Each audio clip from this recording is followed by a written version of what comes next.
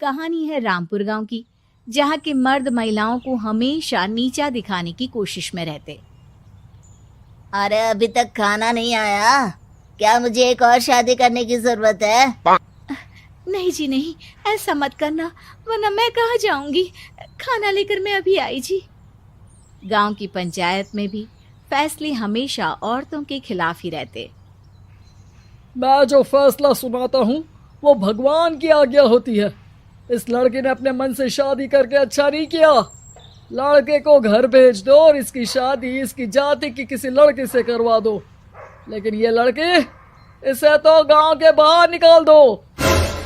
नहीं नहीं जमींदार साहब, ये क्या बोल रहे हैं? ऐसा नहीं हो सकता।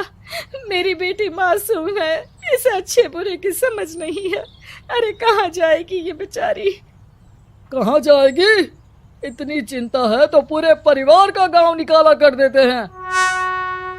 बेचारे पूरे बसे बसाए परिवार को गांव छोड़ना पड़ता है। चाहे जो हो, अगर बेटियों को कंट्रोल नहीं कर सकते तो गांव में रहने का कोई मतलब नहीं है। यहाँ औरतों को दब कर रहना होगा। कोई भी अपने हिसाब से कुछ नहीं कर सकता, सब ईश्वर की मर्जी से ही होगा। तभी गांव का एक आदमी दौड़ा दौड़ा आता है। सरपंच साहब, जमींदार साहब, वो कालिया है ना, उसकी बेटी पढ़ने के लिए शहर जा रही है। अच्छा, ये कब हो गया? और कालिया की हिम्मत कैसे हो गई ऐसा करने की? लेकर आओ उसे और उसकी बेटी को। बस फिर क्या था, हाजिर हो जाते हैं कालिया और उसकी बेटी सरपंच के सामने। अरे कालिया, ये क्या सुनने में आ रहा है? बेटी को इंजीनियर बना रहा है तू? और ये बता, गांव में तो स्कूल नहीं है, फिर कहां से इतनी क्लास पास कर गई तेरी बेटी? राधा, जो कि कालिया की बेटी है, उसे लगता है कि सरपंच उसकी तारीफ कर रहे हैं। सरपंच जी, मैंने ऑनलाइन पढ़ाई की है, डिस्टेंस लर्निंग से। सभी में मैंने अच्छे नंबर पाए हैं, जिसे देखते हुए शहर की इंजीनियरिंग कॉलेज में मुझे स्कॉलरशिप मिली है। वाह जी वाह, क्या होती है ये? पहले तो ये बताओ, फिर आगे की बात करते हैं। पूरा गांव राधा की बात सुन रहा था और राधा बोलती जा रही थी। तो ऐसे मैं फ्री में एक अच्छी शिक्षा लेकर गांव में जो कुछ परेशानियां हैं, जैसे बिजली, पानी और इंटरनेट जैसी समस्याओं के लिए काम करूंगी। मैं गांव को शहर से जोड़ने के लिए पुल का निर्माण करवाने का प्रस्ताव रखूंगी। मुझे पूरी उम्मीद है कि जल्द ही हमारा गांव भी तरक्की की राह पर चल पड़ेगा। राधा की बात सुनकर सारे गांव वाले ताली बजाने लगते हैं। सरपंच को समझ नहीं आता कि वो क्या करे। चुप रह नादान लड़की, गांव के खिलाफ जाने के लिए तुझे गांव से बेदखल कर दिया जाएगा, वो भी पूरे परिवार के साथ। और हाँ, अगर ठीक से गांव में रहना चाहती है तो ये पढ़ाई लिखाई छोड़ दे। हम तेरे लिए गांव का कोई होनहार लड़का देखेंगे। तभी गांव का एक आदमी बोल पड़ता है। अरे नहीं नहीं सरपंच जी, राधा बिटिया जो बता रही है, अगर वैसा हो जाए तो हम लोगों को पैसा कमाने के लिए बाहर नहीं जाना पड़ेगा। हाँ जी, और ना ही कोसों दूर पानी के लिए भटकना पड़ेगा। हमारे बच्चे भी अच्छी पढ़ाई कर सकेंगे और आगे बढ़ेंगे, ना कि हमारी तरह खेती करते बैठेंगे। क्यों गांव वालों, राधा बिटिया का साथ देना चाहिए ना। सरपंच देखता है कि गांव राधा के साथ है तो वो चुप हो जाता है।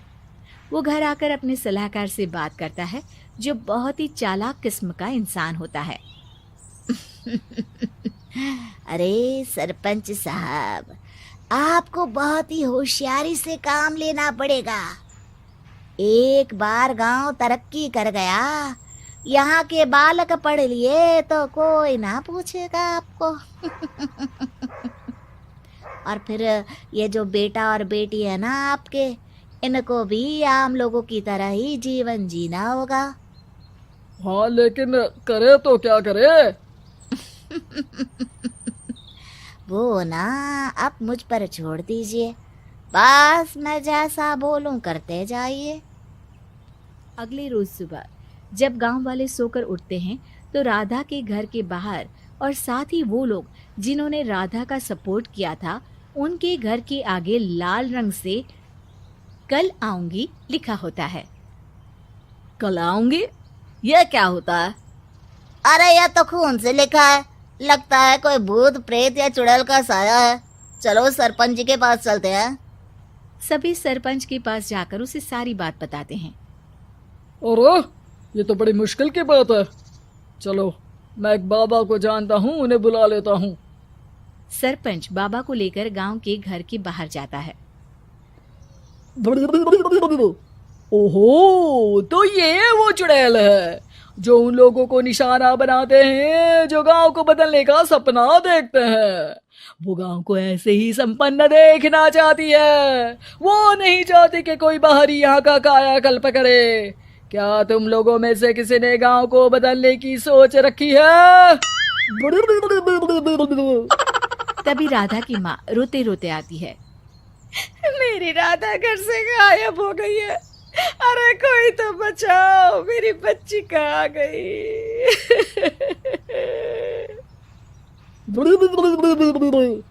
ले गई वो चुड़ैल, तेरी बच्ची को ले गई। अब वो उसे श्रापित करके छोड़ेगी, उस पर चुड़ैल का साया हो जाएगा। तभी बुरी सी हालत में राधा भी वहां आ जाती है। उसके बाल चुड़ैल की तरह फैले होते हैं और कपड़ों में खून लगा होता है। सभी राधा को देखकर डर जाते हैं। माँ, पता नहीं मुझे कौन उठा कर ले गया था। अरे दूर दूर हो जा चुड़ैल, अब हम लोग इस गांव में नहीं रुकेंगे। अरे कैसे बातें कर रहे हैं आप? कल तो आप मेरे भरोसे गांव का हुलिया बदलने, अपने बच्चों को पढ़ाने और तरक्की उन्नति की बात कर रहे थे, तो आज क्या हो गया आपको? ये फिर तुम लोगों को बहकाएगी। ये चुड़ैल गांव में आ चुकी है, ऐसे ही ये तुम्हारे घर के बच्चों को भी ले जाएगी। गांव वाले राधा को गांव से बाहर निकाल देते हैं। उसके माँ बाप रोते रहते हैं, लेकिन गांव वाले नहीं मानते। मैं भी अपनी बहन के साथ गांव के बाहर रहूंगा, लेकिन वो पढ़ाई नहीं छोड़ेगी। वहीं सरपंच के घर पर सलाहकार कहता है। देखा, सांप भी मर गया और लाठी भी नहीं टूटी। लेकिन अगले ही दिन सरपंच के घर के बाहर भी वही शब्द लिखे होते हैं। और फिर सरपंच की बीवी कहती है, हमारी बेटी को किसी ने अगवा कर लिया है। तभी राधा का भाई वहां आ जाता है। अरे गांव वालों, मैंने सरपंच जी की बेटी को देखा था। वो चुड़ैल उसे उठाकर ले जा रही थी। अरे क्या मजाक कर रहे हो? नहीं नहीं सरपंच जी, आप नहीं जानते।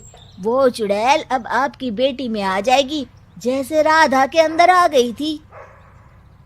तभी सरपंच की बेटी वैसी ही हालत में वहां आती है जैसे राधा आई थी। पापा, पता नहीं कैसे मैं गायब हो गई थी। चुड़ैल, इसके अंदर भी चुड़ैल का साया है, मारो इसे। अरे नहीं नहीं, इसे भी राधा के पास गांव के बाहर ही भेज दो। अरे चुप रहो, मेरी बेटी कहीं नहीं जाएगी और चुड़ैल वुड़ैल कुछ नहीं होता है। अरे कैसे बात कर रहे हो सरपंच जी? आप तो बोल रहे थे कि आपका फैसला भगवान का ज्ञान होता है, तो अपने पर बात आई तो अब आप ऐसे बोल रहे हैं।